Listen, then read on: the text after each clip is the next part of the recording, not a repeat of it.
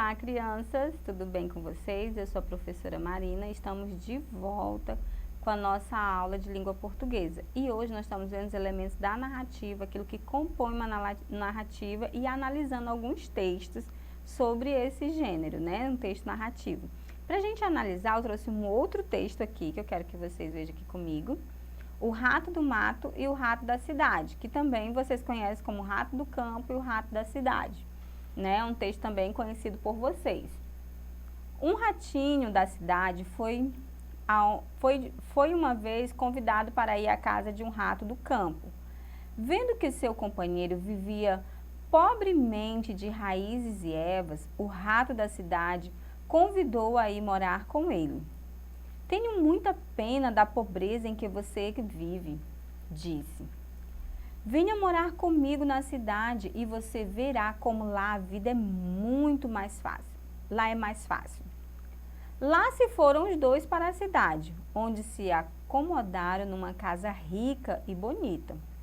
Foram logo à despensa e estava muito bem, se empanturrando de comidas fartas e gostosas, quando entrou uma pessoa com 2 gatos, que pareceram enormes ao ratinho do campo. Os 2 ratos correram espavoridos para se esconder. Eu vou para o meu campo, disse o rato do campo quando o perigo passou.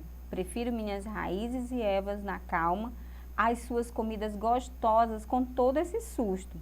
Mais vale um magro no mato que um gordo de boca no gato. Engraçado, né, criança? Eles correram aí espavoridos, né? Ou seja, eles correram apavorados, né? Com medo aí dos gatos, né? E qual é a moral dessa história? Mais vale um magro no mato do que um gordo na boca do gato. Bem engraçado, né? Dá vontade até de rir. E aí, nós temos que pensar em toda a estrutura para a gente poder responder a pergunta. Qual é a pergunta? O problema do rato do campo, o problema do rato do mato terminou quando Quando foi que acabou toda essa história, quando o problema dele acabou? Alternativa A, descobriu a despensa da casa, quando ele descobriu aquela despensa cheia de comidas gostosas. A gente viu que não foi bem assim, né? Mas vamos para B. Se empanturrou de comida quando ele ficou bem farto, né? Ficou todo empanturrado? Também não, né? Alternativa C. Se escondeu dos ratos? Será que foi aí?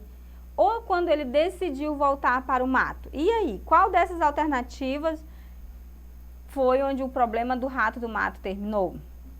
Acertou quem falou? Decidiu voltar para o mato, onde ele vivia, onde ele já estava acostumado a viver, né? Ele estava acostumado a viver ali, comendo raízes, as raízes mesmo da terra. Segundo o rato da cidade, ele era magro, vivia na pobreza, mas valia a pena viver correndo com medo dos gatos, né? O ratinho achou que não. Então, ele tem toda uma moral nessa história, a gente aprende muito, né, com essa história, que às vezes vale a pena a gente valorizar aquilo que a gente já tem do que querer o que é do outro, né? Às vezes a gente diz que a grama do outro é mais verdinha, né? Mas a gente não sabe o que a pessoa passa para deixar aquela grama mais verdinha. Então é mais ou menos isso que o rato do campo aprende aí com o rato da cidade. Mas vamos analisar mais um texto para a gente... Vamos analisar aqui a pomba e a formiga. Uma pomba branca bebia água no riacho quando, de repente, ouviu uma vozinha muito fraca. Socorro, socorro, estou me afogando. Era uma formiga que a correnteza forte arrastava. A pomba branca ficou penalizada. Coitadinha da formiga, pensou. Como poderei ajudá-la? Arrancou com o bico uma gramínea e a jogou na água. A formiga subiu no barco e alcançou a outra margem. Aliviada, a formiga queria agradecer a pomba. Mas onde será que ela estava? Dias depois, a formiga andava pelo bosque quando viu um camponês descalço, armado de arco e flecha. O homem mirava alguma coisa no alto de um galho. Era justamente a pomba branca que, sem desconfiar de nada, dormia tão profundamente que até roncava. Preciso avisá-la, pensou a formiga, desesperada. A formiga enterrou suas mandíbulas cortantes nos pés descalços do camponês malvado. Ai, ai, ai, ai, ai, ui, ui, ui, gritou o homem, uivando de dor, e largou o arco e a flecha, que ficaram caídos na terra. Com o barulho, a pombinha acordou assustada e, mais que depressa, tratou de voar para bem longe. O camponês foi embora, furioso, resmungando. Que azar, pisei no espinho. Adeus, pomba assada. Moral da história. O bem que fazemos, um dia volta para nós. Olha só, quando a gente analisa esse texto, a gente vai pensar, quem são os personagens, né, desse texto aqui? Ah, nós vamos ter a pomba e a formiga. E o que aconteceu nesse texto? Quais são aí os conflitos desse texto? O que está acontecendo nessa história? Ah, uma vez uma formiga estava morrendo afogada, professora. Ela estava morrendo afogada. E o que aconteceu? Tinha uma pomba branca, né, que viu tudo que estava acontecendo com a formiga e se sentiu penalizada e quis ajudar ela de qualquer maneira, né? E ajudou. Pegou uma graminha lá, jogou, fez tipo um barquinho e jogou lá para formiga. A formiga conseguiu chegar até ele, aí até a outra margem. A formiga foi salva. Mas a formiga, ela queria de alguma forma retribuir aquele bem que a pomba branca fez para ela. Em um determinado momento, o que acontece? Ela vê um caçador ali todo armado de arco e flecha para fazer o quê? Matar a pombinha e levar para comer, ó, assada, né? E o que a formiguinha faz? Vai lá e, ó, tchum, pica o pé do homem, né? Morde ele lá. E aí, a pomba, daqueles gritos que o homem faz, se acorda e, ó, voa para bem longe. Então, ali, o que acontece? A formiguinha consegue, de uma determinada forma, salvar a pomba branca, né? E aí, a moral, o bem que fazemos um dia volta para nós.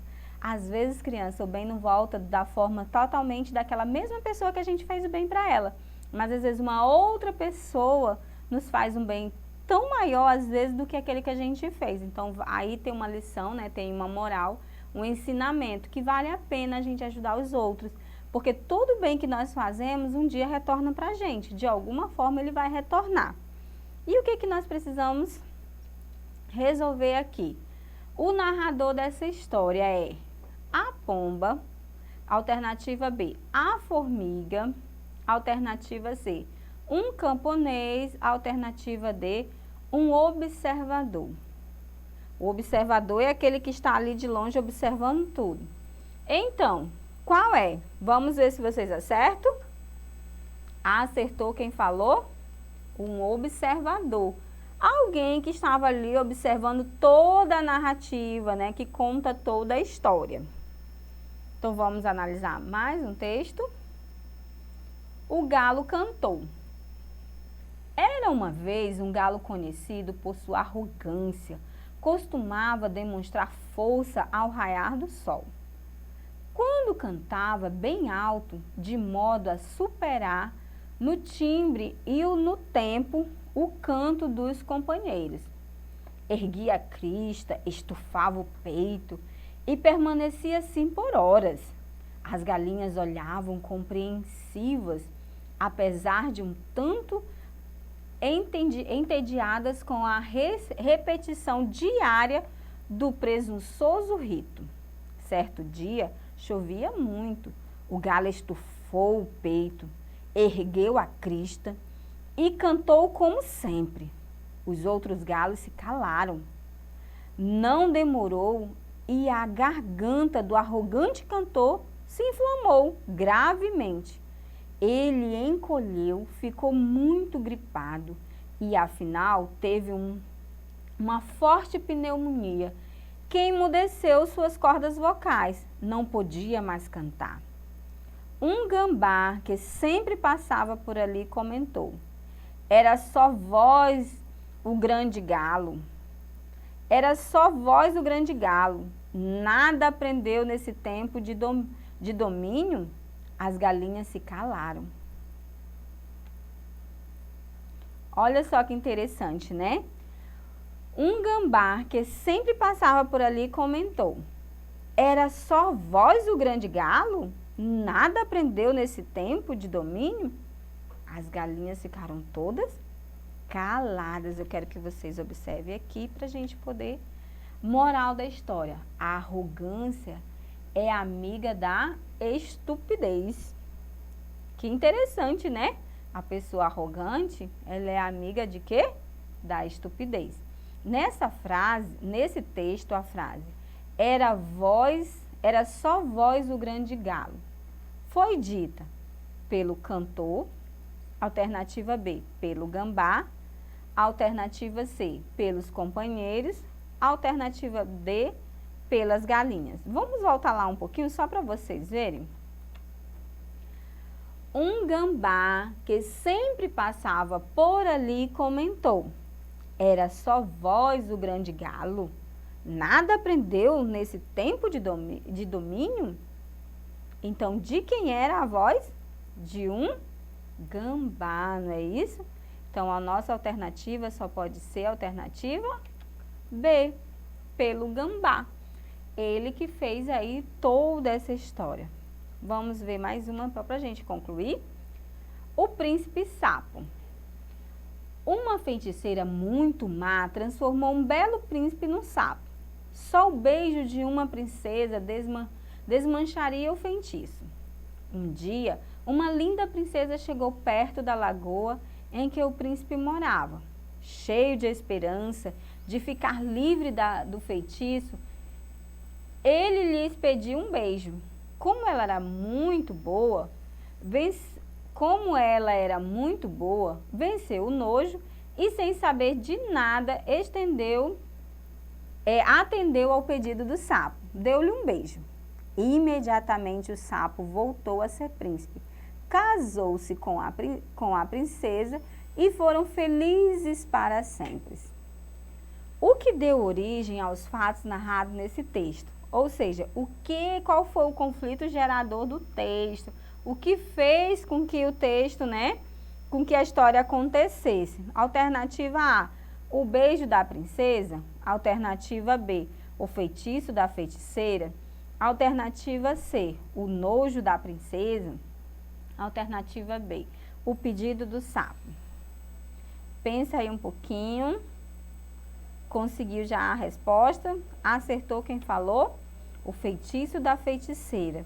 Tudo começa aí, ó. O que gera os fatos narrados sempre vai estar no primeiro parágrafo. Então, aí nós vemos assim, ó, uma feiticeira muito má transformou um belo príncipe num sapo.